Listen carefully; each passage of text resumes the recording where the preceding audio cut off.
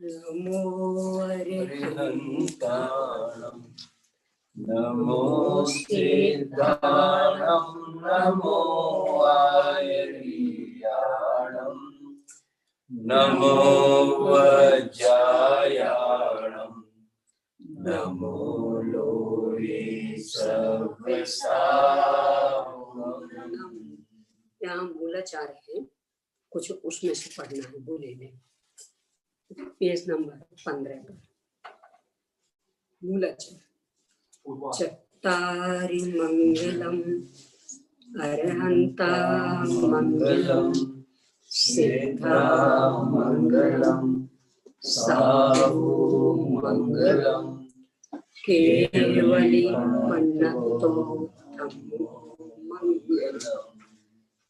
चत्तारि लोकोत्तमा अरहंता लोकोत्तमा सिद्धा लोकोत्तमा साहु लोकोत्तमा केवली पन्नतो धम्मो लोकोत्तमा। चत्तारि शरणं प्रवक्ष्यामि अरहन्ते शरणं प्रवक्ष्यामि सिद्धे शरणं प्रवक्ष्यामि साहु शरणं प्रवक्ष्यामि केवली पन्नतं धम्मं शरणं प्रवक्ष्यामि। इसके बाद इसके आगे देखिए।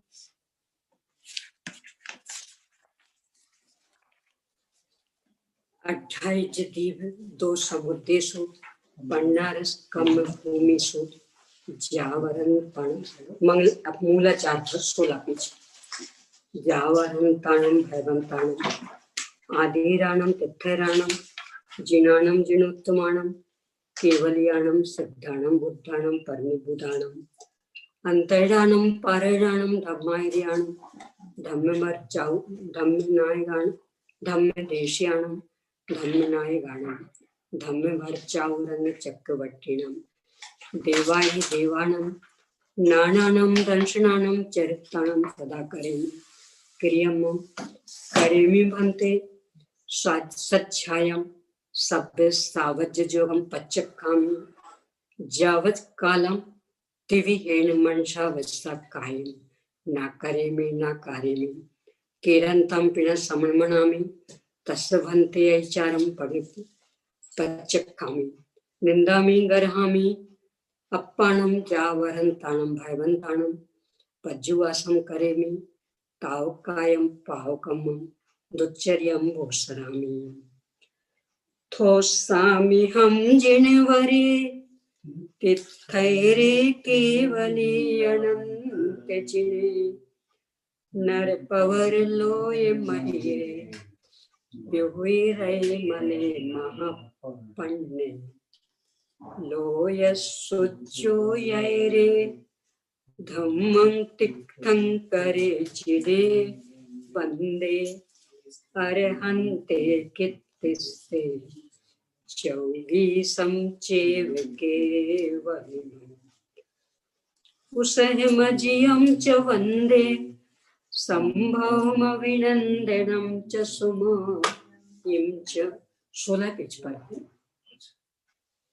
पौमप्पहं सुपासं जिनं च चन्दप्पहं वन्दे सुविहिं च पुप्ययन्तं सीयल सेयं च वासुपूज्यं च विमलमणन्तिं भैवं धम्मं सन्तिं च वन्दामि कुन्थुं च जिनवरिन्दं परं च मल्लिं च सुप्पयं च नमि वन्दामि रिक्थनेनं तैपासं वड्ढमानं च एवं मय्यभिथुवा विवैरैमलापयेन जर मरणा चोवीसंपि जिनवरा तिथैरा मे पश्यन्तु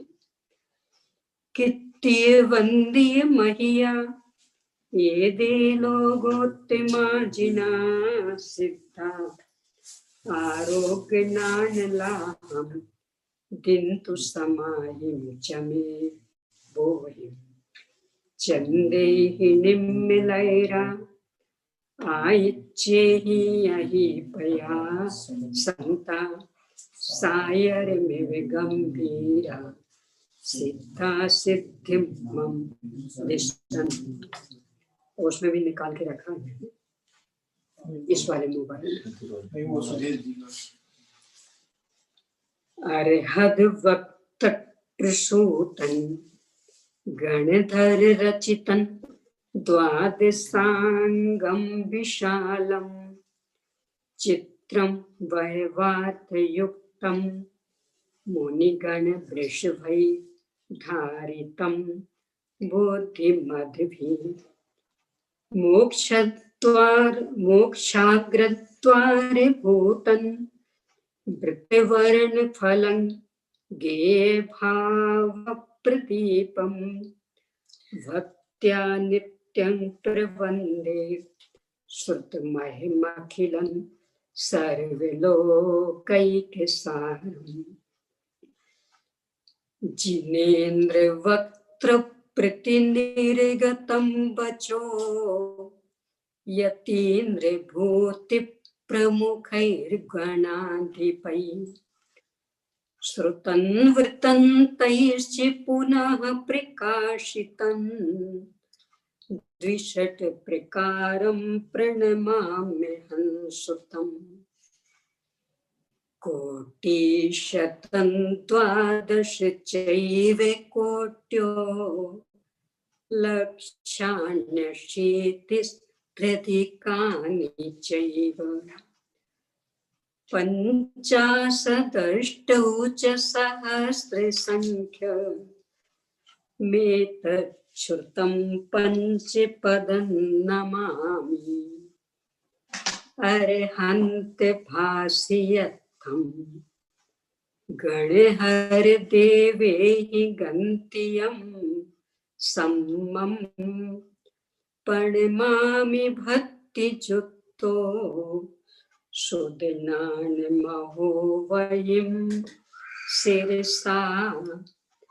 इच्छामि भन्ते सुधवती काउ सर्गो गौ तस्सामोचम अंगोवंग पैनय पाउडर पर्यमस्त परमाणियो उपगय चूलिया चेव सुत्ततय थुई धम्म कहायम सुदम निच्चिकालम अंजेवी फुजेमी बंदामी दुःखकौ कम्मकौ बोहिलाओ सुगैगमनम समायमनम जिनगुण संपत्तिम बहुमध्यम।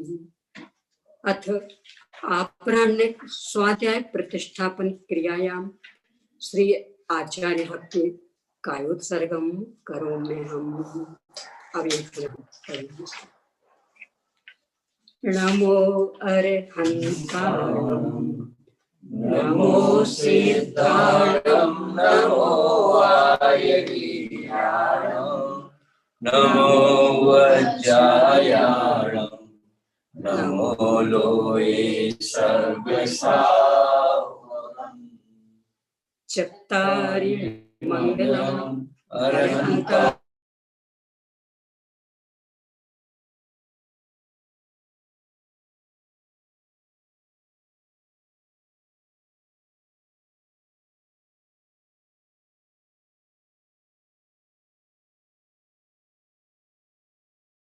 हरि लोकोत्तमा अरहंता लोकोत्तमा सिद्धा लोकोत्तमा साहु लोकोत्तमा केवली पन्नतो धम्मो लोकोत्तमो चत्तारि शरणं पवज्जामि अरहन्ते शरणं पवज्जामि सिद्धे शरणं पवज्जामि साहु शरणं पवज्जामि केवली पन्नतं धम्मं शरणं पवज्जामि।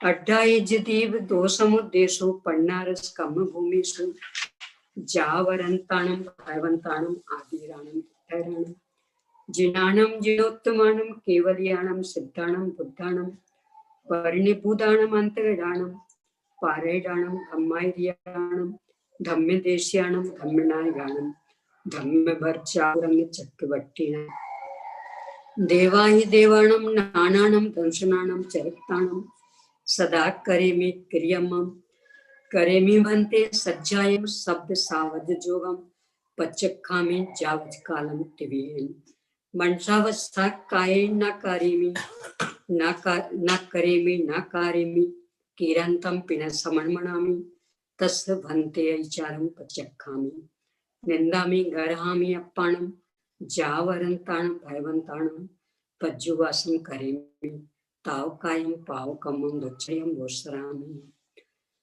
थोसामि हम जिनवरे तिथैरे केवली अनंत जिने नर पवर लोय महिये बिहुए रे मले महा पंडित लोय सुचो यैरे धम्मं तित्थंकरे जिने वंदे अरहन्ते कित्तिस्से चौवीसं चेव केवलम् उसहिमजियं च वन्दे संभवमभिनन्दनं च सुमयिं च पौमप्पहं सुपासं जिनं च चन्दप्पहं वन्दे सुवीं च पुप्यन्तं सीयलसेयं च वासुपूज्यं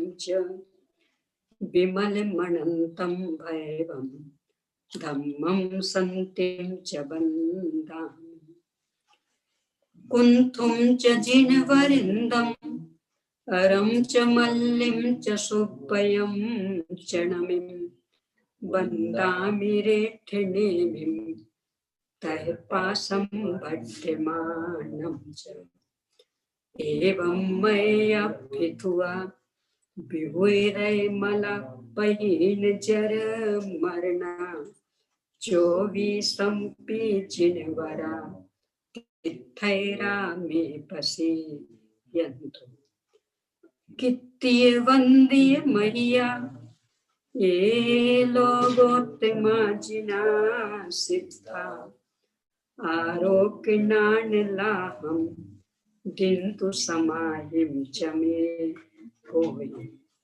चंदे निम्मिलैरा आयिच्छे ही अयि पया संता सायर में विगंभीरा सिद्धा सिद्धिं मम दिशन्तु प्राज्ञः प्राप्त समस्त शास्त्र हृदयः प्रज्ञ प्रव्यक्ति लोक स्थितिः प्रास्ताशः प्रतिभा परा प्रशमवान् प्रागे विदृष्टोत्तरः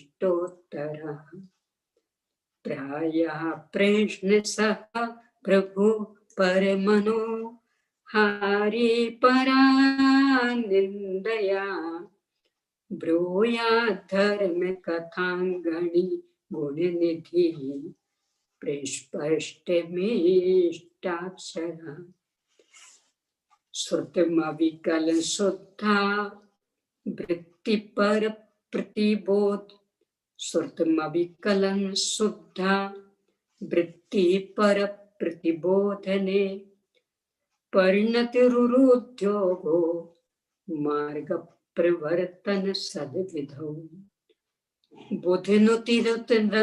बुधिनुतिरनुत सेको लोकज्ञता मृदुता स्पृहा यतिपति गुणा यस्मिन् नन्ने चासोस्तु गुरु सताम् श्रुत जलधि पारगेभ्या सुपरिमत विभावना पटु मतेभ्या सुचरित तपो निधिभ्यो नमो गुरुभ्यो गुण गुरुभ्या 36 गुण समग्र पंच विहाचार करण संदर से शिष्टानुग्रह कुशले धम्मारिये सदा वंदे गुरु भक्ति संयमेन तरन्ति संसार सायरं घोरं छिन्नन्ति अट्ठकम्मं जम्मणि मरणं न पावन्ति ये नित्यं व्रत मंत्र होम निरता ध्यानाग्निहोत्राकुलाः षट्कर्मा विरतास्तपोधन घना साधु क्रिया साधवः शील प्रावरण गुण प्रहरणास् चंदार्किते ज्योतिका मोक्ष द्वार कपाट पाटन भटा प्रीणन्तु मां साधवः गुरवः पान्तु नो नित्यं ज्ञान दर्शन नायकः चारित्रार्णव गंभीरा मोक्ष मार्गोपदेशिका इच्छामि बन्ते आयुर्वती काउ सगु काउ तस्सालोचिम सम्मेदंसन सम्चरित जुत्ताणम पंचविहाचारणम आयर्याणम आयारादि षोडनानोपदेश्याणम उवज्जायाणम तिरयण गुणपालनयाणम सभ्यसाहुनम निश्चिकालम अंचेमी पूजेमी बंदामी नमनसामी दुःखखो कम्मखो बोइलाओ सुवैगमनम समायमनम जिगुण संपत्तिम हो मज्जम त्रैकाल्यं द्रव्य षट्कं नवपद सहितं जीव षट्काय लेश्या पंचान्ये चास्तिकाया वृत समिति गति ज्ञान चारित्र्यभेदा इत्येतन्मोक्ष मूलं त्रिभुवन महितै प्रोक्त मार्हद विशै प्रत्येतिस्पृद्धधातिस् पृषति च मतिमान् यस्य वै शुद्ध दृष्टि सिद्धे जयप्य सिद्धे चौ विहाराहिणा फलं पत्ते वन्दितार्हन्ते वोच्छम आराहिणा कमसो उज्जोवनमुज्जवनं नेपहिणं साहिणं च नेत्थर्णं दंशननान चरितं तवान माराहिणा भणिया ओकारं बिंदु संयुक्तं नित्यं ध्यायन्ति योगिनः कामिदं मोक्षदं चैव ओंकाराय नमो नमः अविरल शब्द घनौघ प्रक्षालित सकल भूतल मल कलंका मुनिभिरुपासित तीर्थ सरस्वती हरतु नो दुरितम् अज्ञानतिमिरान्धानां ज्ञानाञ्जनशलाकया चक्षुरुन्मीलितं येन तस्मै श्री गुरुवे नमः। श्री परम गुरुवे नमः। परंपराचार्य गुरुवे नमः।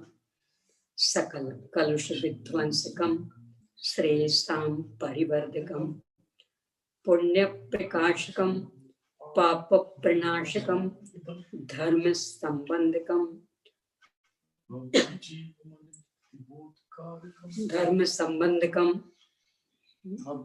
भव्य जीव मना प्रतिबोध कारक मितम शास्त्रम श्री षटखंडागम तस्य टीका धवला नामधेयम अस्य मूल ग्रंथ कर्तार श्री सर्वज्ञ देवा तदुत्तर ग्रंथ कर्तार श्री गंधर देवा प्रति गंधर देवा तेषां वचोनुसार मासाद आचार्य श्री धरसेन स्वामिना प्रदत्ते आचार्य श्री पुष्पदंत भूतवली स्वामिना विरचितम श्रोतार सावधानतया शृण्वन्तु। मंगलम भगवान वीरो मंगलम गौतमो गणी मंगलम कुंद कुंदाद्यो जैन धर्मोस्तु मंगलम सर्व मंगल मांगल्यम सर्व कल्याणकारकम प्रधानम सर्वधर्माणां जैनं जयतु शासनम जैनं जयतु शासनम। अब अपन ग्रंथ का मंगलाचरण आज तो पूरा पढ़ेंगे, समय लग रहा है, वो लग सकता 5 घंटा तो इसमें निकल गया, परमात्मा पहले दिन, आगे से फिर संक्षिप्त करेंगे। तो एक बड़ा मंगलाचरण है, ये 84 पेज के बाद सबसे पहले लिखा संत परुणा, इसके बाद फिर लिखा है मंगलाचरण, वहां से अपन पढ़ रहे हैं। ये षटखंडागम धवला पुस्तक 1 में श्रीमत् परम गंभीरस स्याद्वादामोघलांचनम जीयात्रैलोक्यनाथस्य शासनं जिन शासनम् श्रीमान्धरसेन नाम सुबुरस श्री जैन सिद्धांत सर वार्भिर दुर्धर पुष्पदंत सुमुनिस स्त्री भूते भूर्वो बलि एते सन्मुनियो जगत त्रयहितास स्वर्गामरैर्चिता कुरयोर में जिन धर्म कर्मणि स्वर्गापर्वर्गौत्रदे श्री वीर सेन इत्याप्त भट्टारक प्रथुप्रथा सना पुनातु भूतात्मा वादि वृंदारिको मुनि धवलां भारतीं तस्य कीर्तिं च शुचि निर्मलां धवलीकृत निःशेष भुवनान्तां नमाम्यहम् भूयादा वीरसेनस्य शासनं शासनं वीरसेन कुशेशयम् सिद्धानां कीर्तनादन्ते यसिद्धान्त सिद्धवा सोनाद्यनन्त संतानस सिद्धांतो नो वताचिरम। अब अगले प्रश्न से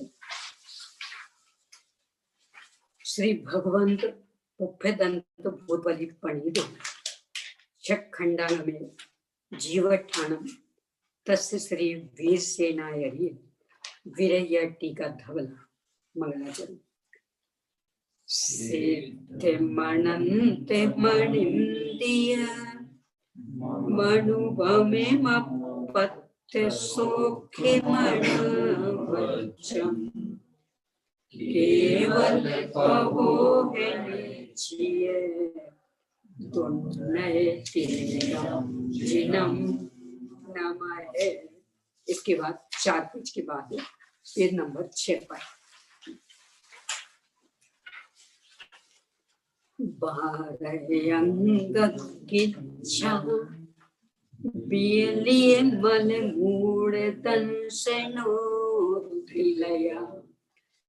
विवेह वर चरण पूसा पसियौ सुयते देवया सुरम सयल गण पौमेद विनो विविधि विराया विनिसंगा नीराया विकुराया गणहर देवा पसियन्तो पसियौ महुधर सेनो परवाई गयो है दानवर सिंहो सिद्धंतामिय सायर तरम्य संघाय दो ये मनो पनमामि भोप्यदंतम दुःखयन्तं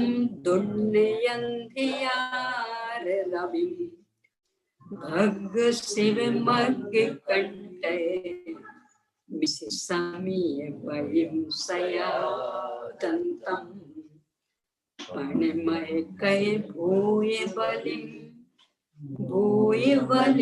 केशवास परिभूय बलिं बिनी है बम्म है पसरम बढ़ा विमल नान बम्म है पसरम नमो अरहंताणम नमो सिद्धाणम नमो आर्याणम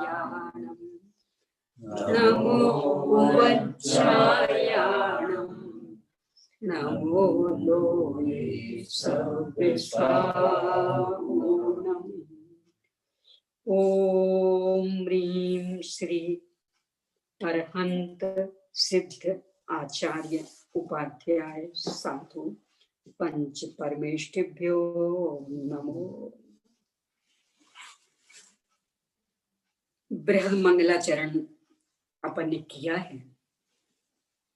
अनेकों को प्रश्न खड़ा हो सकता है कि इस क्रियाकर्म की क्या आवश्यकता थी। विडंबना ये है कि जब अपने लौकिक कार्य करते हैं तो उसमें ये प्रश्न खड़ा नहीं होता। किसी भी चीज का उद्घाटन करते हैं, धार्मिक क्षेत्र में भी विमोचन आदि करते हैं, तो उसमें मंच व्यवस्थित करते हैं। मंच पर अनेक अनेक गणमान, धीमान, श्रीमान इनको विराजित करते हैं। इसके बाद कार्य प्रारंभ होता है। ये मूल परंपरा है अपनी जिनागम की। स्वाध्याय भी एक कार्य है, स्वयं पर कल्याण हेतु किया जाने वाला। तो इसमें भी अपने जिससे जो पूज्य हैं, गणमान, धीमान, श्रीमान, यहाँ अंतरंग बहिरंग लक्ष्मी संपन्न श्रीमान, अपने पंच परमेष्ठी भगवान, देव शास्त्र गुरु, उनको अनेक अनेक रूपों में अपने हृदय में विराजमान करने हेतु आह्वानित करते हैं, सम्मानित करते हैं। तो जैसे लोक में प्रारंभ का कितना विशाल हो जाता कार्यक्रम। यानी मूल जो कार्यक्रम था वो तो मात्र 5-7 मिनट का, मान लो उद्घाटन था तो मात्र बस वो ओपनिंग करना, और बाकी ऐसे ही यहाँ है। आचार्यों की मूल परंपरा रही है कि स्वाध्याय प्रारंभ करें तो इस क्रम से करना। अपन लोग तो थोड़े से इस दिशा में कहें कि उपेक्षा लेने लगे हैं, पर अभी भी आप देखेंगे आचार्यों आदि के संघों में जब भी कोई ग्रंथ प्रारंभ होता है तो इस विधि से ही प्रारंभ करते हैं। कितने ही संघों में तो जो उनका स्वाध्याय होता है, मतलब मुनि राजों का जो समाज के सामने होता वो अलग, मुनि राजों के बीच में, तो उसमें प्रतिदिन के स्वाध्याय के पूर्व इतना किया जाता, यानी श्रुत भक्ति, आचार्य भक्ति, इसके बाद फिर बड़ा मंगलाचरण, इसके बाद ग्रंथ प्रारंभ होगा। क्योंकि अपन ही आनंद महान ग्रंथाधिराज का स्वाध्याय प्रारंभ कर रहे हैं, तो मन में विचार आया कि क्यों ना उस परंपरा का निर्वाह करें। प्रतिदिन नहीं पढ़ेंगे तो प्रतिदिन इतना समय आपका नहीं जाएगा, पर एक दिन आज प्रारंभ में इसको कहा जाता प्रतिष्ठापन। प्रारंभ जब करते हैं तो प्रतिष्ठापन, और फिर जब ग्रंथ समापन होता है तो उसको कहते हैं निष्ठापन। तो इन दो में तो ये विधि पूरी अनिवार्य ही होती है, और बाकी रोज करें तो ठीक, नहीं करें तो भी चल जाएगा। अपन नहीं करेंगे, अपन ने अभी प्रतिष्ठापन में किया और संभव हुआ तो निष्ठापन में भी करेंगे। औचित्यवश इसका ये ही कि लोक में जैसे हर काम में पहले बड़ों को सम्मानित किया जाता है, बस वही पद्धति यहाँ। उसका उद्देश्य क्या? न्याय शास्त्रों में तो इसको लेकर के न जाने कितने कितने पृष्ठ लिख दिए आचार्य ने, और सबका निष्कर्ष ये है, एक तो शिष्टाचार का पालन, दूसरा नास्तिकता का परिहार, तीसरा निर्विघ्न कार्य समाप्ति, चौथा अपने उद्यतता का समापन, यानी हम उद्दंड ना बने, हम सब कुछ, हम सब कुछ नहीं है, हमारे ऊपर पंच परमेष्ठी विराजमान, हम उनकी छत्र छाया में काम कर रहे हैं। तो ऐसे अनेक अनेक बिंदु उन्होंने लिए हैं। एक कृतज्ञता ज्ञापन भी कि सब आपकी कृपा का एक फल कि हमें ये सब आज उपलब्ध हुए, तो पहले उन सबको स्मरण कर रहे हैं। तो इस तरह से इन सबको करने के पीछे क्या भावना आचार्य की रही है, इसे लेकर के न्याय शास्त्रों में किसी भी ग्रंथ में देखें, यानी बिल्कुल न्याय दीपिका से लेकर के और अष्टशास्त्री आदि तक, अष्टशास्त्री आदि में तो 50 पेज इसको लेके भरे हैं।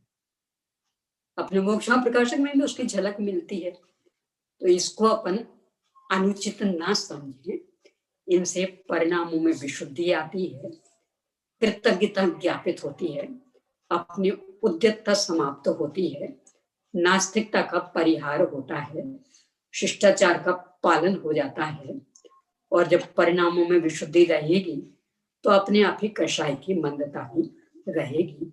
इसलिए आज अपन ने समग्र मंगलाचरण किया है। अब अपन ग्रंथ प्रारंभ करेंगे, पर मूल प्रारंभ अभी नहीं। थोड़ी सी चर्चा यहाँ जो बृहद प्रस्तावना है, शब्द सा तो नहीं लूंगी, क्योंकि शब्द सा लूंगी तो कम से कम 20 दिन इसमें जाएंगे, यानी 20 दिन बाद फिर मूल ग्रंथ प्रारंभ हो पाएगा। तो उतना तो मैं इसमें समय देना उचित नहीं समझ रही हूँ। कुछ जिन बातों पर मुझे ध्यान आकर्षित करना है, उनको ही आज थोड़ा सा चर्चा में लेती हूँ। पहली बात तो ये, सुबह भी इस पर चर्चा हो गई है, इस युग का सबसे पहले लिपिबद्ध हुआ ग्रंथ। आपको पेज नंबर अभी से मत पलटिए, जो मैं पढ़ूंगी तो उस समय बता दूंगी, अभी तो एकाग्रता से सुनिए। सबसे पहले लिपिबद्ध हुआ ग्रंथ, इनके ही उपलक्ष्य में सुद पंचमी पर्व अपन याद करते हैं। कब ये ग्रंथ पूर्ण हुए, मतलब लिखना इनका पूरा हुआ, इसका समय भी यहाँ दिया गया है, तारीख वगैरह को लेकर के भी कि इस तारीख को ये पूरा हुआ है। अभी तो निकाला था, हाँ, ये पेज नंबर 39 39।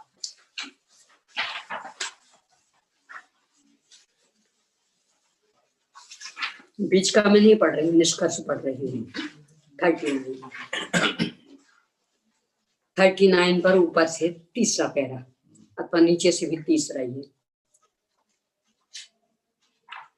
इस विवेचन द्वारा उक्त प्रशस्ति के समय सूचक पद्यों का पूरा संशोधन हो जाता है और उससे धवला की समाप्ति का काल निर्विवाद रूप से शक 738 कार्तिक शुक्ल 13 त्रयोदशी, तदनुसार तारीख 8 अक्टूबर सन 816 दिन बुधवार का प्रातः काल सिद्ध हो जाता है। इस दिन ये ग्रंथ संपन्न हुआ है, समाप्ति इस दिन हुई। कार्तिक शुक्ल त्रयोदशी अपने सन के हिसाब से देखें तो 8 अक्टूबर सन 816 दिन बुधवार प्रातः काल, इस समय ग्रंथ संपन्न हुए हैं। ये ग्रंथ कैसे बाहर पड़े, इसका भी बहुत विस्तृत इतिहास है, रोमांचकारी। पढ़ते हैं तो रोम कप जाता, आंखों से अश्रुधारा बहने लगती कि कितना श्रम किया है स्त्रीमानों ने भी और धीमानों ने भी। पहले मात्र दर्शन के लिए उपलब्ध थे, मूलबद्री आदि जाते थे लोग बाग, कुछ दक्षिणा दे करके दर्शन कराते थे, अर्घ चढ़ाते थे। पूरा इतिहास तो जिनको जिज्ञासा इसमें पढ़ेगा, मैं तो अति संक्षेप में देती हूँ। मुंबई और सोलापुर के दो श्रीमान, इनका श्रम इन्हें बाहर निकालने में सफल हो गया। उसमें भी बहुत बहुत कठिनाई का सामना किया। अपन जैसे होते तो मुखी मोड़ लेते, जाने दो क्या करना, पर वे तो पीछे पड़े रहे। साम दाम दंड भेद हर तरह की नीति अपना के। साम दाम दंड भेद तो इसलिए कह रही हूँ कि आप पढ़ेंगे तो लगेगा कि ये तो अनुचित हुआ, पर क्या करेंगे जब सीधी उंगली घी निकलते नहीं दिखता तो फिर टेढ़ी उंगली करके भी निकालना पड़ता है। सठे साठ्यम समाचरित ये भी अपनाना पड़ता है, तो इसलिए फिर उनको अपनाना पड़ा। यानी साम दाम दंड भेद सब नीतियों को अपना करके और कैसे भी करके ग्रंथ बाहर आए और एक एक पांडुलिपि तैयार करके और कुछ स्थानों पर विराजमान हुई। उनमें एक स्थान सागर का भी है। सागर में जब सबसे पहले शायद लगभग 78 सन में वाचना हुई थी, उस समय उसी प्रति को मूल विराजमान करके उनकी पूजन आदि करके फिर प्रारंभ किया गया था। बहुत सारे स्थानों पर वो भेजी थी। बाद में प्रकाशन की समस्या, क्योंकि पांडुलिपियां तो कितनी बने, वो कौन कौन पढ़ सके। प्रकाशन में भी कभी कभी लगता है कि अपन दिगंबर हैं तो दिगंबर तो नहीं अपना पाते, पर न जाने क्यों धर्म प्रभावना आदि के कार्य में वास्तव में दिगंबर बन जाते हैं। हमें नहीं लेना देना कुछ भी, क्या करना है, अभिनय होगी, नहीं छपना चाहिए, लोगों के घर घर में पहुंचेगी जिनवाणी, बहुत बहुत बहुत बहुत उपद्रव, इतने अधिक कि उसको लेकर के विद्वानों में दो ग्रुप, दो पार्टी हो गई। नाम पड़ गए उनके, एक पंडित पार्टी और एक बाबू पार्टी। यानी जो इस पक्ष में थे कि नहीं छपाना, उनका नाम पड़ा पंडित पार्टी, और जो इस पक्ष में थे कि नहीं छपाना, उनको नाम दिया गया बाबू पार्टी। अपने ब्रह्मचारी शीतल प्रसाद जी, रतन चंद मुख्तियार, अपने डॉक्टर हीरालाल जी, डॉक्टर एन उपाध्याय आदि, ये सब बाबू पार्टी के थे। और पंडितों के नाम लेने से कोई फायदा नहीं, तो वे सब कहते थे नहीं छपाना, अभिनय होगी। इसमें भी फिर साम दाम दंड भेद सब अपनाने पड़े, और आखिरकार बाबू पार्टी की मेहनत रंग लाई। इसका भी एक छोटा बड़ा इतिहास है, ये तो मूल पढ़ेंगे तो ही ख्याल में आएगा, पर संक्षेप में विदिशा के क्षेत्र से एक सितावराय जी, सितावराय वे पंच कल्याण कराने जा रहे थे गजरत महोत्सव सहित। बाबू पार्टी में से डॉक्टर एन उपाध्याय आदि, हीरालाल जी आदि, सबको पता लगा, गए उनके पास, वो खूब समझा बुझा के, क्या कर लोगे इतने में, मान लो पंच कल्याण हो भी गया, श्री जी की कमी तो है नहीं, इसमें लगा दो ना वही पैसा। कुछ शास्त्र उद्धार का भी भवितव्य जागृत हो रहा था, उनको बात जच गई, और उन्होंने वो पूरा धन अपना इसके प्रकाशन में लगा दिया। यानी सबसे पहले संपत्ति दान देने वालों में यदि कोई है तो विदिशा के शेठ सितावराय, उनके पैसे से फिर ये काम बढ़ा, और जैसे तैसे करके पहली पुस्तक ये प्रकाश में आई। फिर भी विरोध तो बहुत चलता रहा, पर धीरे धीरे धीरे विरोध शमन हुआ, और फिर धीरे धीरे 16 के 16 पूरा का पूरा ग्रंथ प्रकाशित हो गया। ये इतिहास यदि किन्हीं को हो जिज्ञासा, इसमें पूरा दिया है,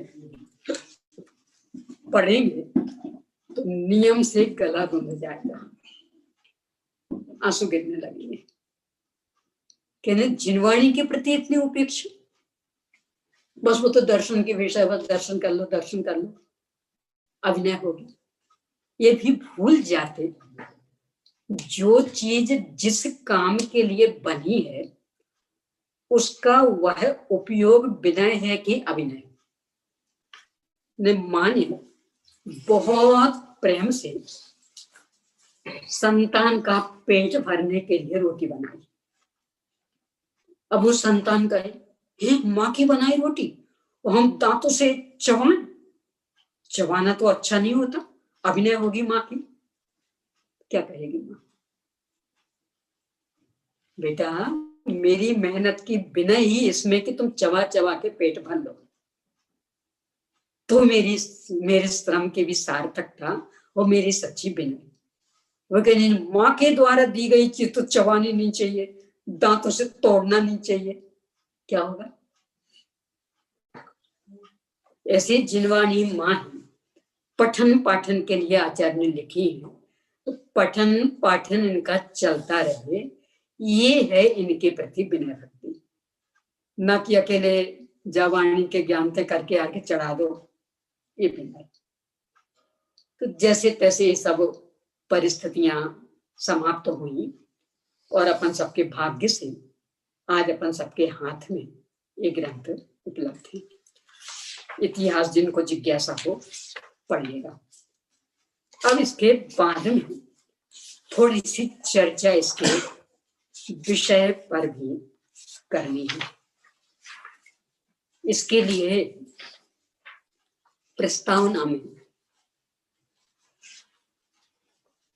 जो और विषय हैं उन्हें तो गौण करती हूँ, यानी इसके प्रकाशन में जो अनेक अनेक प्रतियां मिली तो आदर्श प्रति से किया, पाठ संशोधन के नियम आदि जो निर्धारित किए गए वो कैसे, इन सबको गौण करते हैं। इसी प्रकार से इसके रचयिता तो चूंकि सुरत पंचमी पर्व अपन ने मनाया है और उस पर्व के माध्यम से ये घटना लगभग सबको ख्याल में है, इसलिए उसे भी गौण करते हैं। आचार्य पुष्पदंत भूतबली ने कैसे क्या लिखा, सुरत पंचमी अवतार, सुरत पंचमी का पर्व कैसे प्रचारित हुआ, ये सब इसमें दिया हुआ है, इसे भी गौण करते हैं। फिर जो आचार्य परंपरा यानी 683 वर्ष तक भगवान महावीर स्वामी के निर्वाण के बाद 683 वर्ष तक जो ये सब कुछ सुन करके चलता रहा, यानी अलिखित रूप में चलता रहा, तो उसकी पूरी परंपरा दी है, उसे भी गौण करते हैं। इसके बाद सीधे अपन आते हैं इसकी टीकाओं के ऊपर। पीण निर्वाण काल वाला भी प्रकरण पढ़ने योग्य है, यानी अपन कहाँ खड़े हैं, किस अज्ञानता में जी रहे हैं। देखो परंपरा बदल पाए नहीं बदल पाए वो बात की बात है, पर एक बार कम से कम ज्ञात तो हो जाए अपने को, तो इस दृष्टि से पढ़ने योग्य है। अपन अभी इस पर चर्चा नहीं करते हैं, अपन सीधे टीकाओं पर आते हैं। ये जो अपने सामने विद्यमान टीका है यह है धवल, इस टीका का नाम है धवल। क्यों रखा इस टीका का नाम धवल, इसके पीछे कारण दिए हैं पेज नंबर 40 पर। Page number 40।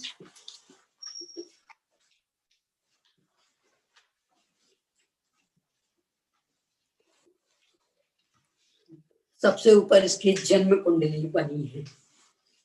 इन्हें प्रकाशन करने वाले विद्वानों के मन में इस ग्रंथ के प्रति कितना सम्मान रहा होगा। व्यक्ति तो अपनी संतान की जन्म कुंडलियां बनाता है,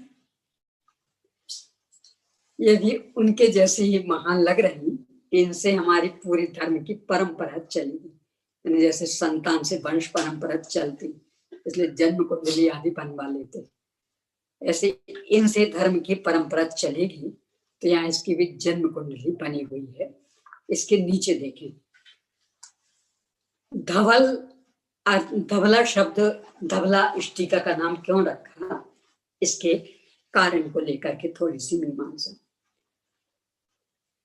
वीरसेन स्वामी ने अपनी टीका का नाम धवला क्यों रखा, यह कहीं बतलाया गया दृष्टिगोचर नहीं हुआ, फिर भी कुछ तर्क दिए हैं।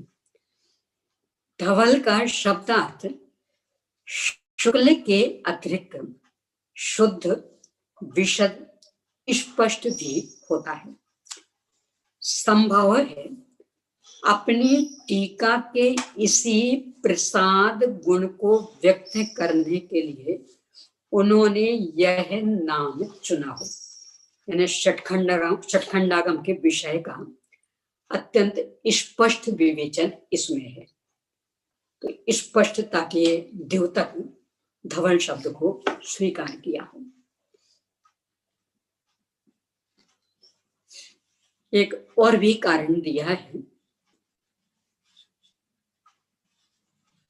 ऊपर बतला चुके हैं कि यह टीका वद्दिग उपनामधारी अमोघ वर्ष प्रथम के राज्य के प्रारंभ काल में समाप्त हुई थी। अमोघ वर्ष के अनेक उपाधियों में एक उपाधि अतिशय धवल भी मिलती है। उनकी इस उपाधि की सार्थकता या तो उनके शरीर की अत्यंत गौरवर्ण में हो या उनकी अत्यंत शुद्ध सात्विक प्रकृति में। अमोघ वर्ष बड़े धार्मिक बुद्धि वाले थे। उन्होंने अपने वृद्धत्व काल में राज्यपाट छोड़कर वैराग्य धारण किया था और प्रश्नोत्तर रत्नमालिका नामक सुंदर काव्य लिखा था। बाल्यकाल से ही उनकी यह धार्मिक बुद्धि प्रकट हुई होगी, अतः संभव है कि उनके यह अतिशय धवल उपाधि भी धवला के नामकरण में एक निमित्त कारण हुआ। इन्हें उनकी उपाधि को लेकर के उनके राज्य में लिखी गई, तो इसका भी नाम धवला रखा हो। जो भी हो, पर नाम जो है वो अपने आप में बहुत ही गंभीर है। धीरताम वीरताम लाती इति धवला, कि जिसके अध्ययन मनन चिंतन से परिणामों में धीरता आती है, विषय विकारों को नष्ट करने हेतु वीरता व्यक्त होती है, ऐसी है टीका धवला। इस टीका के पहले कौन कौन सी टीकाएं लिखी गई हैं, इस पर भी अति संक्षेप में चर्चा करते हैं। सबसे पहले इस पर टीका लिखी है आचार्य कुंद कुंद स्वामी ने, पेज नंबर 41 पर, जिसका नाम था परिक्रम टीका। आज उपलब्ध नहीं है, परंतु इस धवल टीका में कई जगह उसके उदाहरण दिए हैं। इसका मतलब धवलाकार के सामने ये उपलब्ध थी। बहुत विस्तृत टीका थी, 3 अध्यायों की ही थी, पर थी काफी विस्तृत। इसके हाँ, कुंद कुंद स्वामी पद्मनंदी, अपर नाम पद्मनंदी, कुंद कुंदपुर के पद्मनंदी, अपर नाम कुंद कुंदाचार्य। इसके बाद जो दूसरी टीका इस श्याम कुंडकृत पद्धति नामक टीका, यह 5 खंडों पर है। जो 6वां खंड महाबंध, अभी अपन चर्चा करेंगे 6 खंड क्या है। तो महाबंध अगले पेज पर जी 42 पेज नीचे, 42 पेज पर नीचे। तो 6वां खंड जो महाबंध है, उस पर स्वयं भूतवली स्वामी ने बहुत विस्तार से विवेचना की है, इसलिए उस पर किन्हीं की टीकाएं नहीं मिलती, 5 खंडों पर ही टीकाएं मिलती हैं। आचार्य कुंद कुंद स्वामी की तो 3 खंडों पर थी, श्याम कुंड स्वामी कृत पद्धति टीका ये 5 खंडों पर है। ये भी बहुत विस्तृत टीका, प्राकृत, संस्कृत और कन्नड़, इन 3 भाषाओं की मिश्र टीका थी। ये भी आज अपने सामने नहीं है, पर आचार्य वीर सिंह स्वामी के समक्ष थी। तीसरी टीका तुम्बुलूराचार्य, इन्होंने चूड़ामणि नामक टीका लिखी थी। यह भी बहुत विस्तृत थी। ये 43 पेज पर 3 नंबर बीच में। इन्होंने 6वें खंड पर भी 7000 प्रमाण पंचिका लिखी थी। पंचिका क्या होती? टीका में तो सर्वांग विश्लेषण होता है, पंचिका में सर्वांग विश्लेषण नहीं होता है। जहां कहीं कुछ कठिन शब्द आए हों, कुछ कठिन बात हो, उनको सरलता से स्पष्ट कर दिया जाता। जैसे आजकल अपन टिप्पणी में दे देते हैं, न्यायदीपिका आदि में संस्कृत की टिप्पणियां मिलेंगी, उन्हें पहले पंचिका कहा जाता था। तो 6वें खंड पर वह पंचिका और बाकी 5 पर विस्तृत टीका है। इसके बाद 44 पेज पर आ जाए, चौथी टीका आचार्य समंत भद्र स्वामी पर। इनकी भी 3 खंडों पर ही टीका है, और ऐसा कहा जाता है इनकी टीका 5 खंडों पर, और जब षटखंडागम की कषाय पावड़ की टीका लिखने की तैयारी इन्होंने दर्शाई, तो इनके किन्हीं सहधर्मी मुनिराज ने कहा कि तुम्हारी चूंकि शरीर की शुद्धता नहीं है, भस्मक रोग हो गया था, तो इसलिए अब टीका आगे मत करो, तो उन्होंने नहीं की। इसके बाद 5वीं टीका बप्पे देव गुरुकृत व्याख्या प्रज्ञप्ति, ये भी 5 खंडों पर ही है और बहुत विस्तृत टीका थी।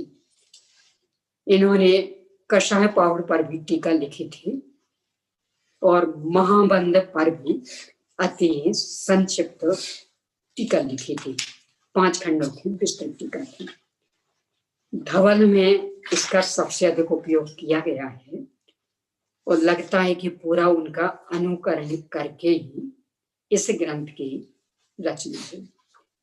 ये 5 टीकाएं आचार्य श्री बीरसेन स्वामी को मिली हैं और 5 का भरपूर उपयोग करते हुए उन्होंने इस धवल टीका को लिपिबद्ध किया है, रचा है। अनुमान ये भी लगाया जाता है कि सभी टीकाएं नष्ट हो गई होंगी, ये नहीं कह सकते। हो सकता है कहीं कहीं ताड़पत्र आदि में सुरक्षित हो। अपन यदि शोध खोज करें तो शायद मिल जाए, क्योंकि जब 9वीं सदी तक बीरसेन स्वामी को मिल गई तो आगे भी सुरक्षित रहने में कोई ज्यादा शंका के लिए अवसर नहीं है।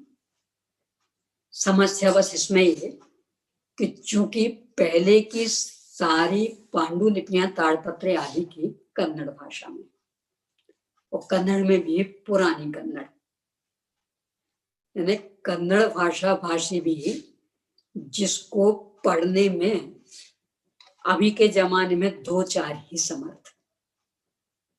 नई कन्नड़ भाषा थोड़ी अलग प्रकार की है, पुरानी अलग प्रकार की, इसलिए शोध खोज कष्ट साध्य है, पर फिर भी यदि प्रयास किया जाए तो उपलब्ध हो सकते हैं।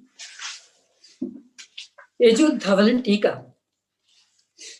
पूज्य गुरुदेव श्री के मुख से सभी ने सुना होगा। जब जब भी इस ग्रंथ को याद करते तो ये एक वाक्य उनके मुखारविंद से निकला करता था, वीरसेन स्वामी छायोग समय ज्ञान दरियो छे, दरियो यानी छायोग समय ज्ञान का समुद्र है। यानी इनके इन टीकाओं से लगता कितना अथाह ज्ञान होगा, और हर विषय का ने क्या न्याय और क्या सिद्धांत और क्या अध्यात्म और क्या ज्योतिष, क्या गणित, यानी कोई ऐसा विषय इसमें नहीं रह गया कि जिसको लेकर के लगे कि नहीं बीरसेन स्वामी इस विषय में थोड़े से कमजोर थे। तो गुरुदेव श्री छायोग समय ज्ञान दरियो, छायोग समय ज्ञान के समुद्र थे। इस तरह से अपने उद्गार द्वारा इनका बहुमान किया करते थे। उद्धरणों में इतने अधिक उद्धरण दिए तो उससे लगता कि कितना अध्ययन किया होगा। स्वयं उन्होंने लिखा भी है कि मेरे समक्ष उपलब्ध जैन जैनेतर साहित्य में से शायद ही कोई ग्रंथ छूटा हो जो मैंने नहीं पढ़ा। जैन जैनेतर सब, यानी बीरसेन स्वामी को जितना जो मिला जैन जैनेतर साहित्य, सबके गंभीर अध्ययन मनन चिंतन के बाद उन्होंने लेखनी चलाई। संपूर्ण संस्कृत साहित्य में सबसे अधिक लिखने वाले व्यक्तित्व में यदि कोई है तो उनका नाम है आचार्य बीरसेन स्वामी। अकेला एक व्यक्तित्व 92,000 श्लोक प्रमाण लिखा, 72,000 श्लोक प्रमाण धवल टीका, और इसके संपन्न होने के बाद में षटखंडा अपने कषाय पाहुल पर उन्होंने लिखना शुरू किया, जयदेव लटी का। उसके मात्र 20,000 प्रमाणी लिख पाए और फिर सब दिवंगत हो गए। तो उनके ये शिष्य आचार्य जिनसेन स्वामी महापुराण के कर्ता, उन्होंने पर उसको पूरा किया। यद्यपि संस्कृत साहित्य में व्यास ऋषि द्वारा लिखित महाभारत सबसे बड़ा माना जाता, 1,00,000 श्लोक प्रमाण, परंतु ऐतिहासिक साक्ष्य एकदम स्पष्ट है कि व्यास ऋषि ने तो 90,000 श्लोक प्रमाण लिखा था, बाकी 10,000 श्लोक प्रमाण तो अन्य ने जोड़ा है, और ये 92,000 श्लोक प्रमाण लिखने वाले हैं। तो ये संपूर्ण साहित्य में वर्तमान विश्व के इतिहास में सबसे अधिक लिखने वाले व्यक्ति यदि कोई है तो वे हैं स्वयं नाम धन्य आचार्य श्री वीर सिंह स्वामी। इसके बाद इसमें षटखंडागम का द्वादशांश से संबंध कैसा, इसकी भी चर्चा की है। पूरा तो इसको नहीं पढ़ेंगे, मात्र संक्षेप में इतना ही देखते हैं कि जो आग्रायणी पूर्व 12वें अंग का ये 64 पेज पर, 64 पेज,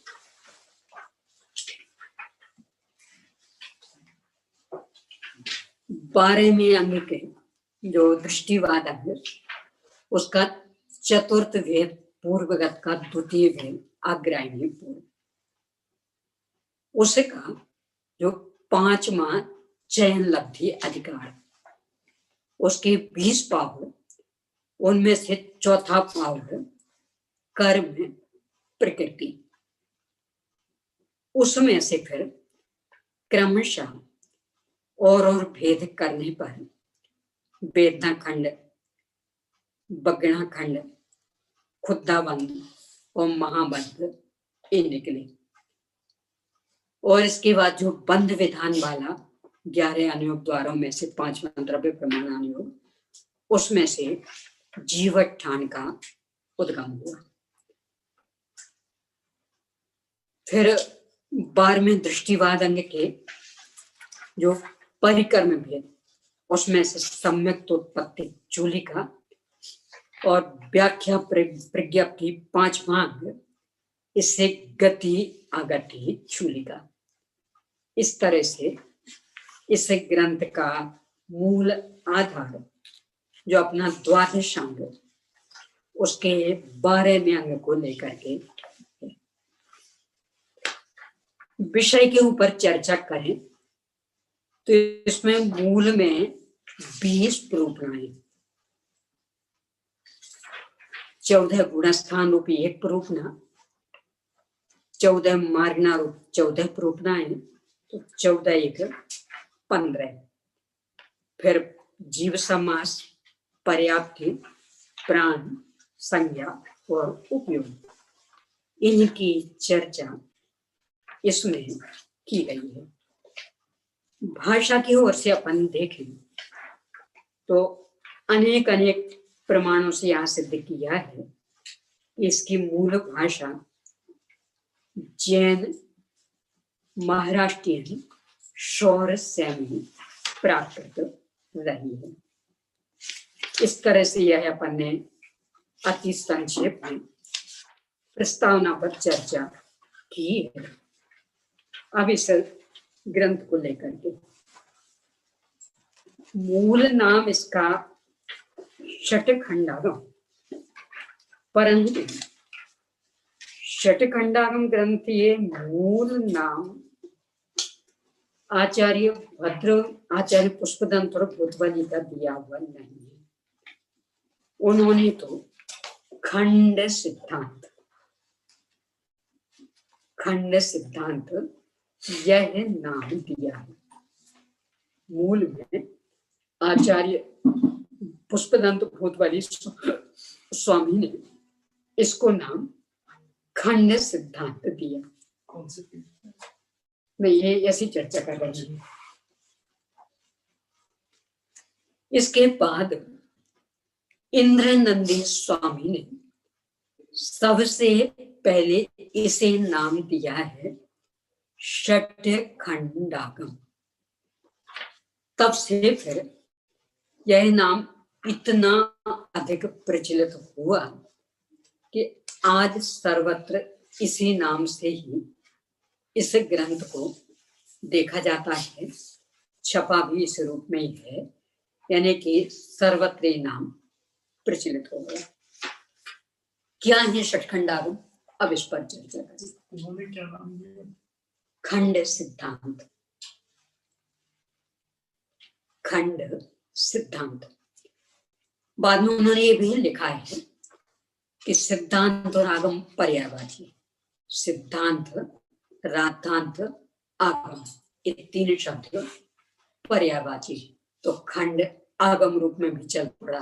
और फिर इंद्रनंदी स्वामी ने अपने सुरतावतार में षट्खंडागम ये नाम दिया। और ये फिर तब से अभी तक चलता आ रहा है। क्या है ये षट्खंडागम, अब इस पर अपन चर्चा करें। षट खंड आगम। षटी यानी छह, खंड भाग विभाग, आगम आप्त के द्वारा आया हुआ, गणधर देव के द्वारा गूंथा गया और आत्मा राधक जीवों के द्वारा मनन किया गया, वह है आगम। आप्त के द्वारा आया हुआ, गणधर देवों के द्वारा गूंथा गया और आत्मा राधक जीवों के द्वारा मनन किया गया आगम। इस तरह षट खंड आगम। आचार्य पुष्पदंत भूतवली स्वामी को आचार्य से धरसेन स्वामी के द्वारा जो भी ज्ञान दिया गया है उसको उन्होंने इन 6 खंडों में विभक्त करके लिपिबद्ध किया। इसलिए इनका नाम षट्खंडागम पड़ गया। कौन कौन से भी 6 खंड? जीवठान, चूंकि मूल ग्रंथ प्राकृत भाषा में है इसलिए नाम भी प्राकृत भाषा में है। यानी मूल जो षट्खंडागम ग्रंथ वो प्राकृत भाषा, और जो धवला टीका ये प्राकृत संस्कृत मिश्रित, यानी इसमें दोनों है। जब ये सागर में वाचना हुई थी उस समय जो विद्वान वर्ग थे वो इसको ऐसा कहते थे जैसे स्वर्ण का आभूषण हो उसमें मणियां जड़ी हो, हीरे माणिक आदि, तो वैसा ही है। तो वे उसके लिए कहावत कहा करते थे, मणि कांचन संयोग। मैंने स्वर्ण का आभूषण स्वयं में ही अच्छा लगता और उसमें मणियां जड़ी हो तो कह नहीं किया और उसके सौंदर्य में वृद्धि हो जाती।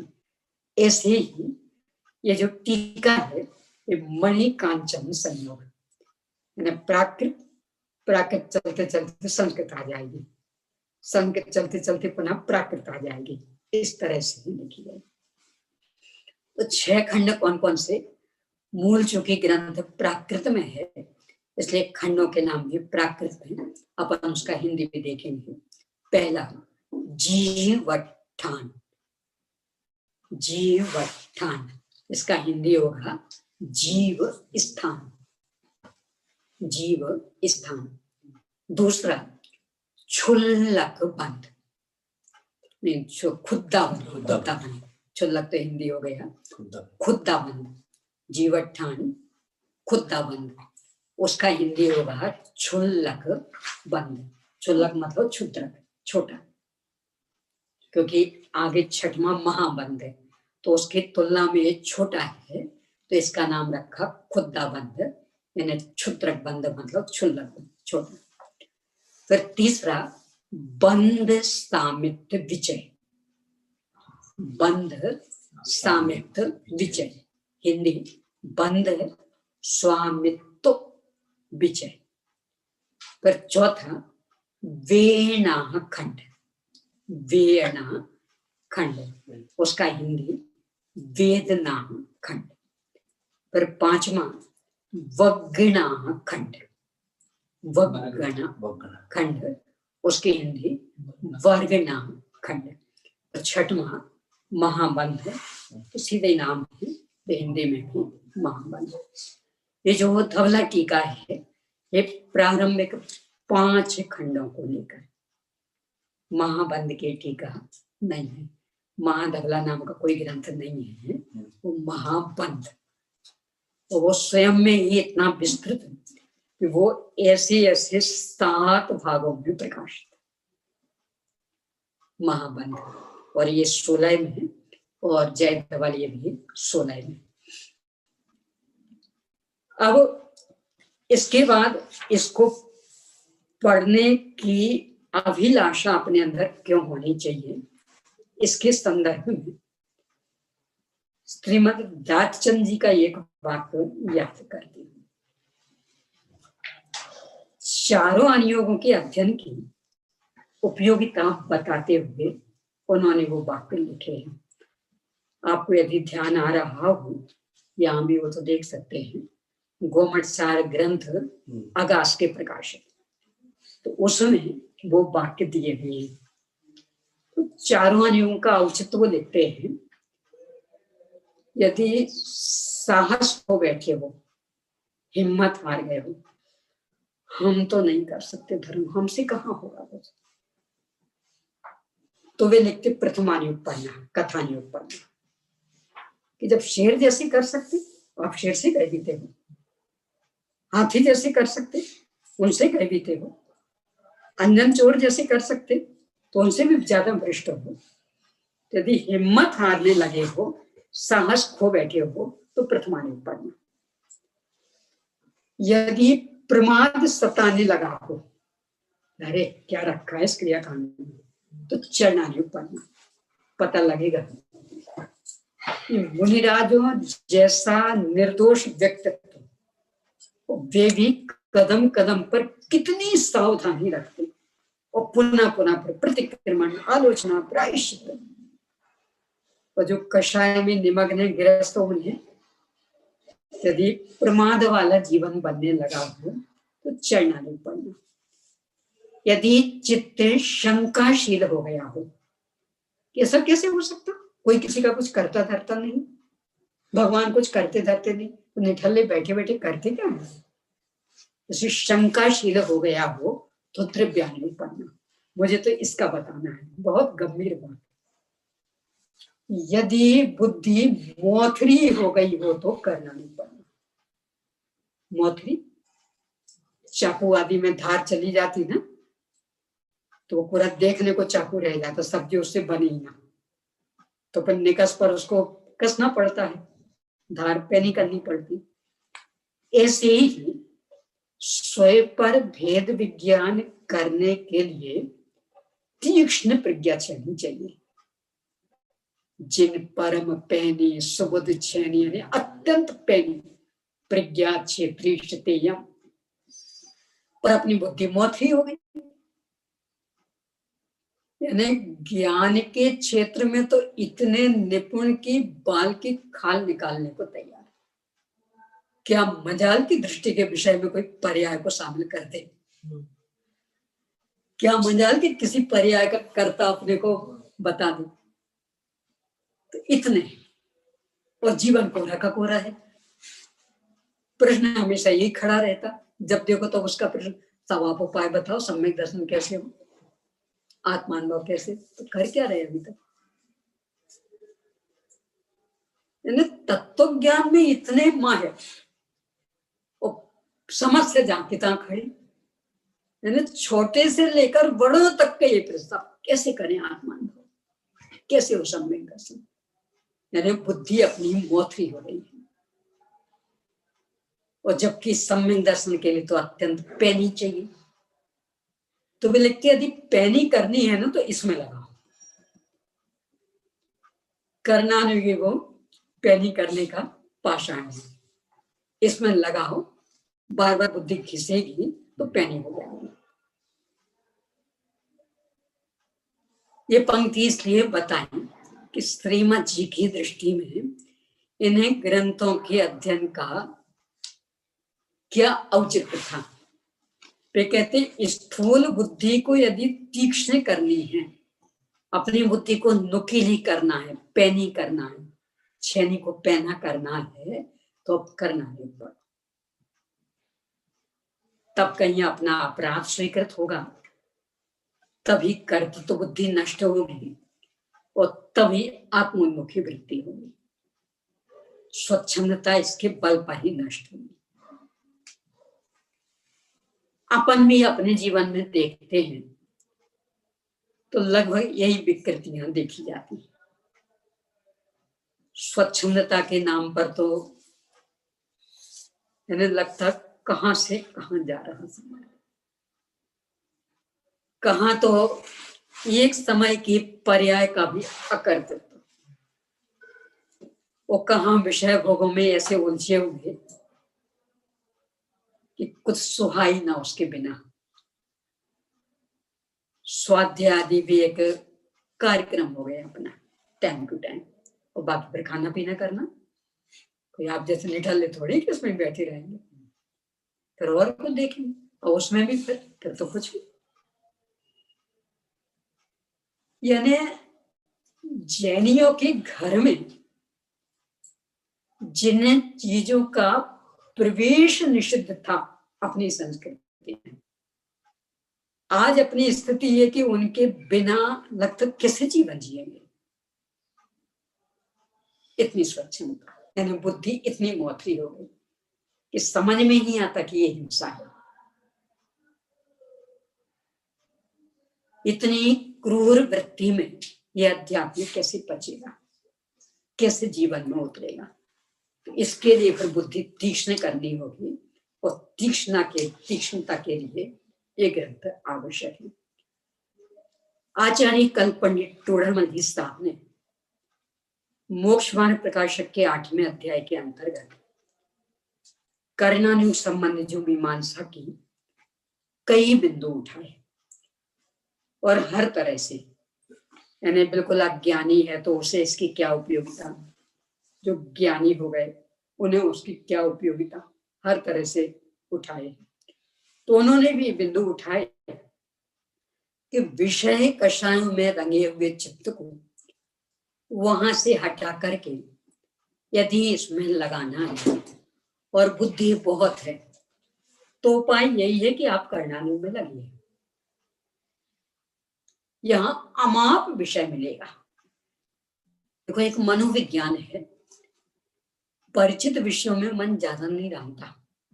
हमें तो आता है, 20 बार पढ़ चुके, मन चंचल हो जाता, और नया नया विषय मिले तो मन एकाग्र होता, उससे चित्त की एकाग्रता बढ़ती, और चित्त की एकाग्रता आवश्यक है आत्मानुभव के लिए।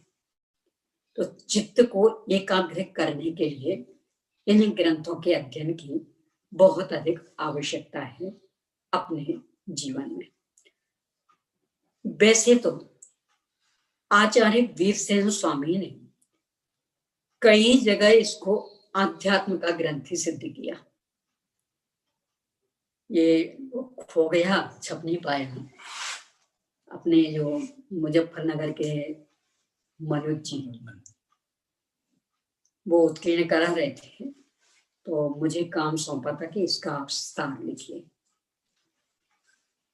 तो पूरा अध्ययन करके सार लिखा,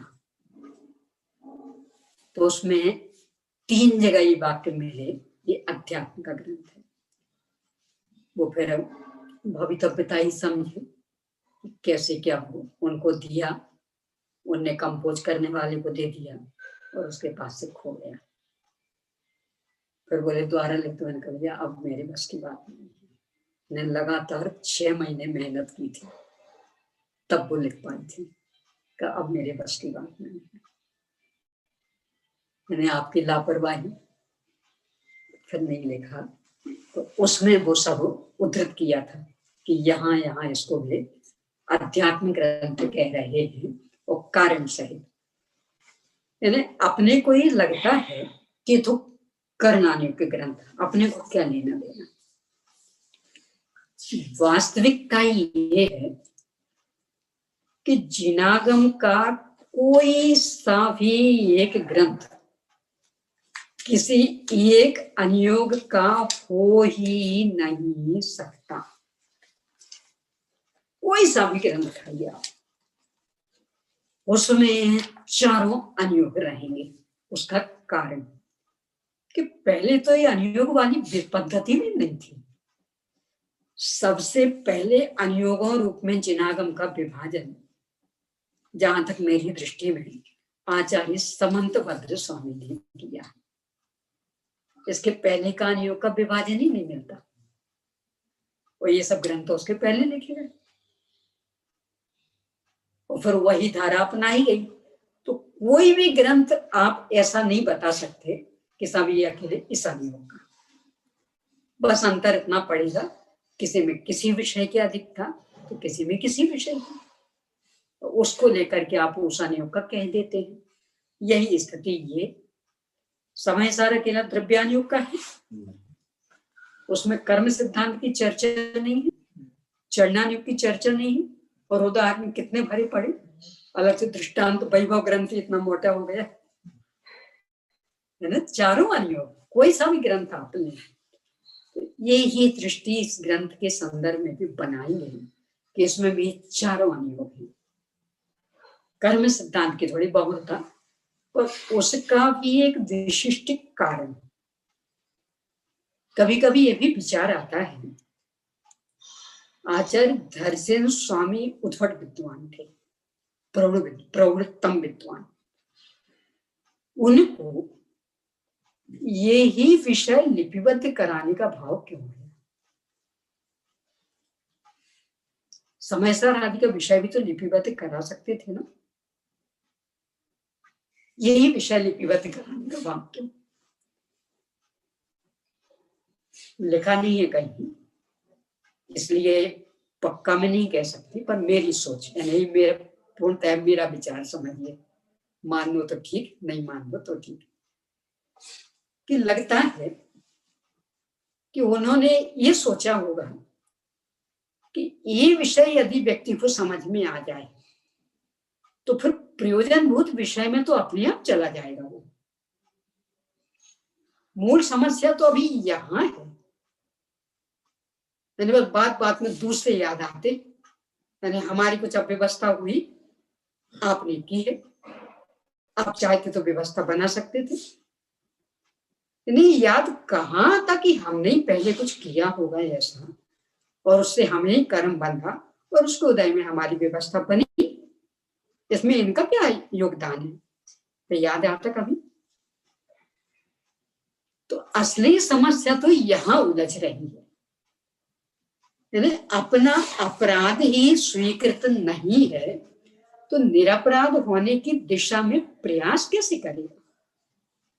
लगता ही नहीं कि हम अनादि के हैं, 4 गति 84 लाख योनियों में भटके हैं। ऐसे लगता है सब कुछ बस पहली बार पाया है, जब पहली बार पाया तो भोगो। लगता है कुछ, यदि ये सी मिल जाए तो लगता कि अनंत अनंत बार भोग चुके, तब को पहली बार पाया तो मजा लूटे। आजकल जितने जो ये कुसंस्कार बढ़ रहे, जन्मदिन, कहीं मृत्यु दिन, कहीं शादी का दिन, क्यों? तो बाल बच्चों के प्रति भी अमाप लाड़ प्यार, अंधा लाड़ प्यार। क्यों? लगता पहली बार तो पाए तो पूरा प्रेम उड़ेल दो। लगता ही नहीं कि अनंत अनंत बार पा चुके, वो इसलिए पर बिल्कुल अंधा हो जाता व्यक्ति। संतान की हर मांग पूरी करने के लिए हिताहित के विवेक को भी ताक पे रख देता है, और इन सब कारणों से ही आत्मानुभूति दोबार होती जा रही है। विषय शक्ति बढ़ गई। हो सकता है आचार्य धर्मसेन स्वामी के मन में टीस रही हो कि इतनी बढ़ी हुई विषय शक्ति के बीच में ये प्रयोजनभूत तत्व को समझेगा कैसे? तो अपन तो इस विषय को ही लिपिबद्ध करेंगे, और ये विषय यदि हृदयंगम हो गया तो इनमें से प्रयोजनभूत तत्व तो अपने आप समझ लेगा। यानी एक बार लगे कि ये सब अनादि से चला आ रहा है, कोई नया नहीं है, तो कुछ नया करना है तो अब इससे हट करके, अनादि से चला आया और रंचमा सुख नहीं पाया तो कुछ हट करके करना। तो हट करके क्या करना, ये मार्ग तो मिल जाएगा, वो संक्षेप में यहाँ भी बता देंगे। तो हो सकता है उन्होंने इस कारण ही इस विषय को लिपिबद्ध कराने की प्रेरणा, लिपिबद्ध करने की प्रेरणा अपने दोनों शिष्य आचार्य श्री पुष्पदंत भूतबली को दी हो। जो भी रहा हो, कोई लिखित प्रमाण मेरे पास नहीं है, ये तो कल्पना है।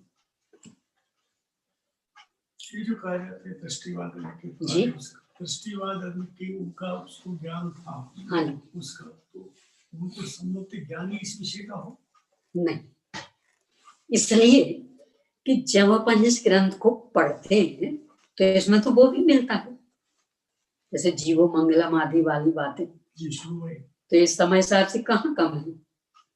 और भी आगे गुणस्थान मारना स्थान में भी बराबर शाश्वत भगवान आत्मा की बात आती, तो कहाँ कम है। और दृष्टिवाद अंग तो मूल ही अध्यात्म का अंग है। दृष्टिवाद अंग में वो अग्रणी पूर्व, जिसका कि सार्य, यानी ये अग्र है, मुख्य है, श्रेष्ठ है, तो उसमें अध्यात्म भरा हुआ है। जो भी हो, मैंने पहले ही कह दिया, मेरे पास कोई प्रमाण नहीं है, कि मेरी मात्र कल्पना, तो स्वीकार हो तो ठीक, नहीं हो तो ठीक, पर मुझे विचार आया इसलिए व्यक्त कर दिया। क्योंकि आज जहां भी दृष्टि डालती हूँ तो इसकी अधिकता दिखती है, यानी भौतिक चकाचौंध में आंखें ऐसी चौंधिया रही हैं, दिखते ही नहीं कुछ। अपन दूसरों को तो कह देते हैं कि इन्हें पूर्व परभव नहीं दिख रहा, पर जब अपनी ओर ही दृष्टि डाले तो लगता अपने को भी कहाँ स्वीकार है पूर्व परभव। लगता है कि यहाँ की इतनी हिंसा का फल हमें भोगना पड़ेगा कहीं जाके,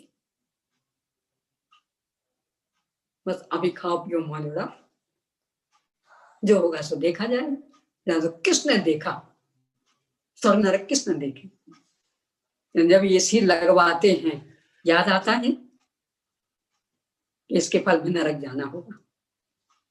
अरे अभी तो मजा मिलेगा ना, ठंडी गर्मी में आसानी से जीवन बीतेगा।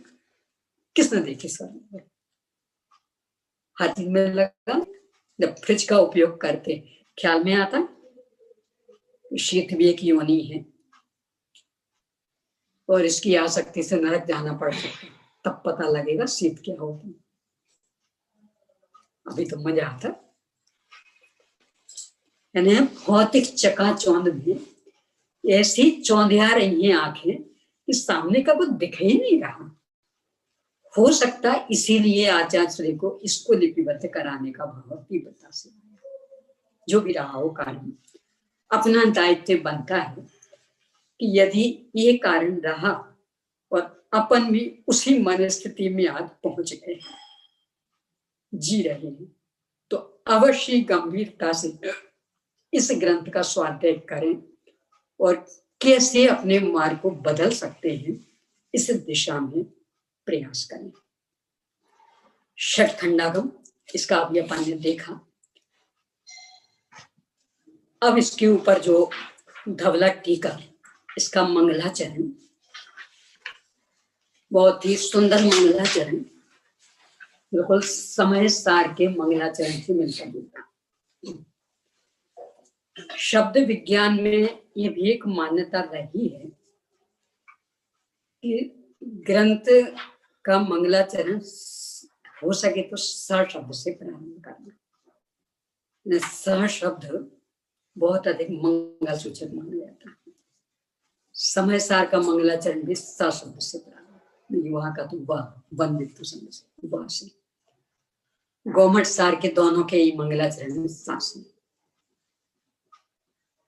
शुद्धम सिद्धम सम, सिद्धम शुद्धम पढ़ने, यहाँ का भी मंगलाचरण सम शब्द से।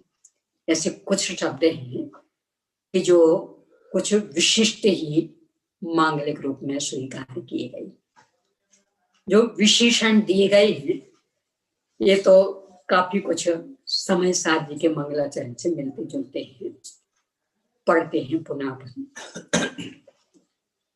सिद्धि मनंत मनिंदिय मनुभमे मपत सोखे मन वचम केवल कहो है निश्चय दुर्नयति मेरम चिनम नमः। यहाँ जो ये हिंदी अर्थ लिखा है, दो प्रकार से अर्थ किया है। एक तो जिनम नमः है, जिनेन्द्र भगवान को नमन हो, और दूसरा सिद्धम नमः, सिद्ध भगवान को नमन हो।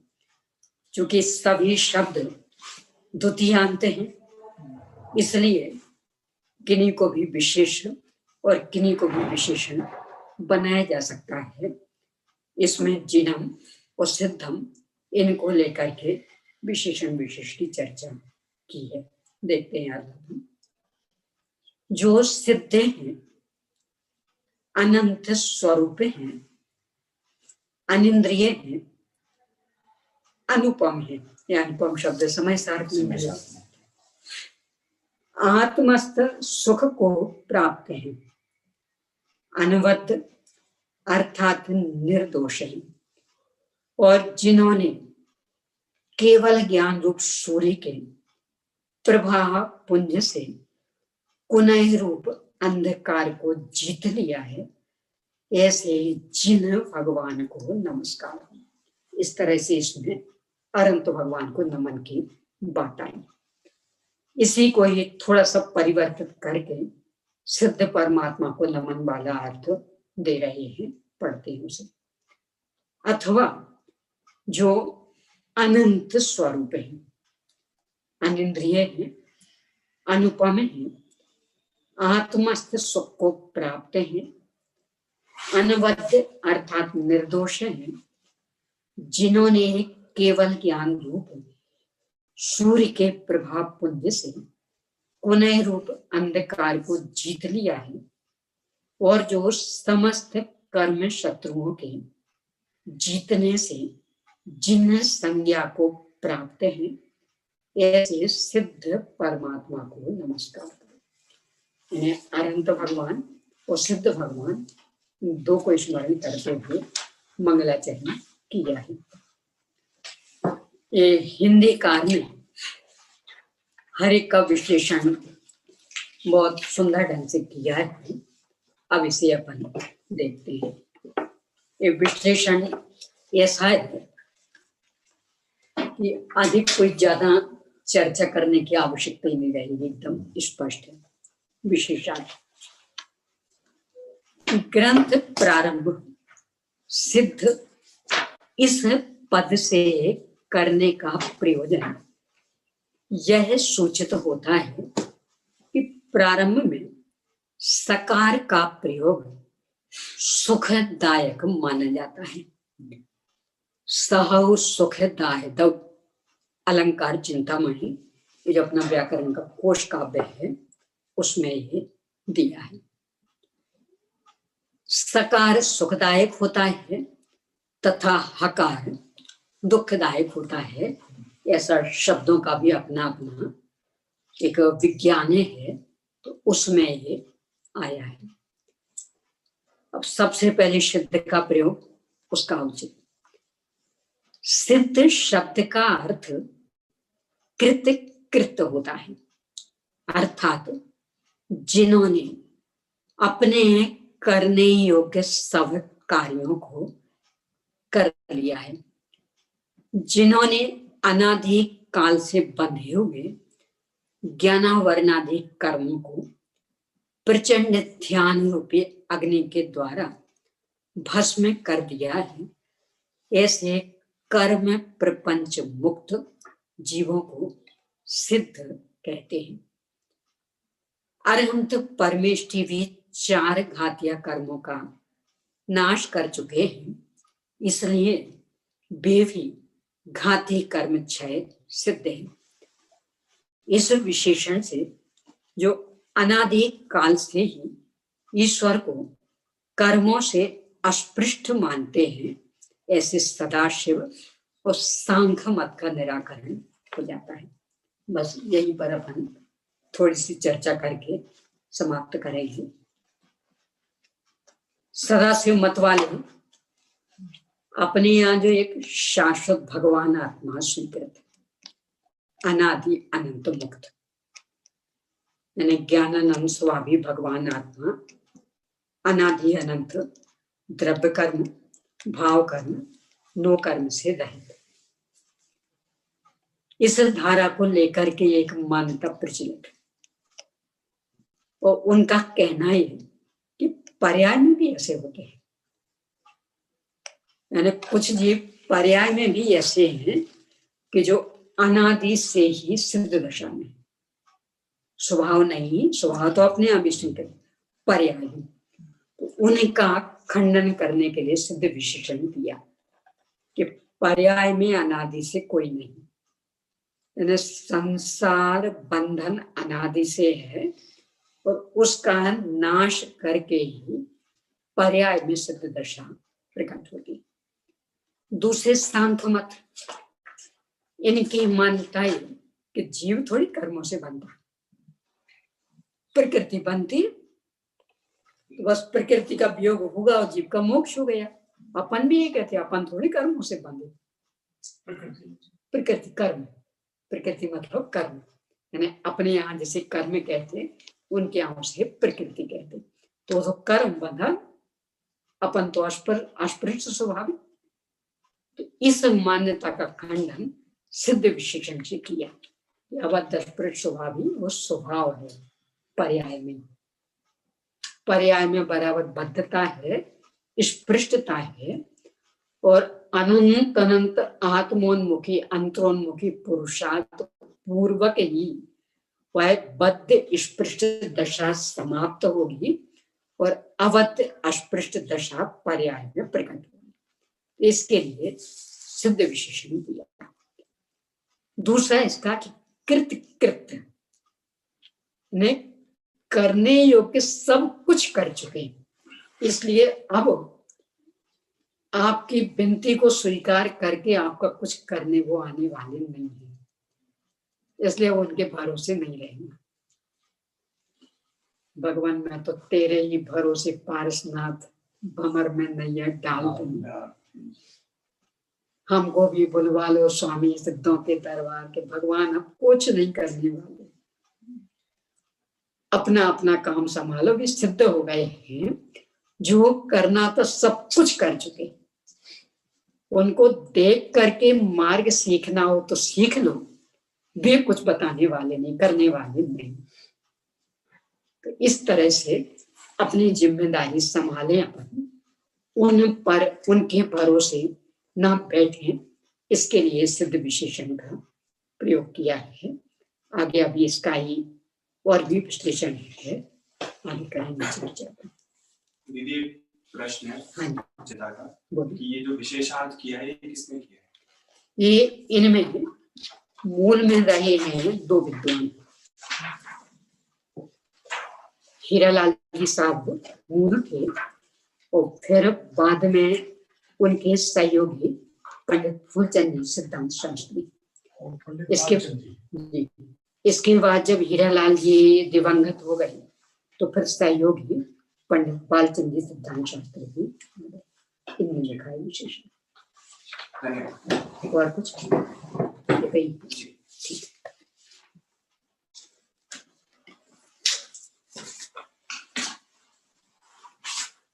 निज निधि निज में बताई, यह अनंत रूप तारे है, इसके लिए जिनवाणी माँ को वंदना शत बार है।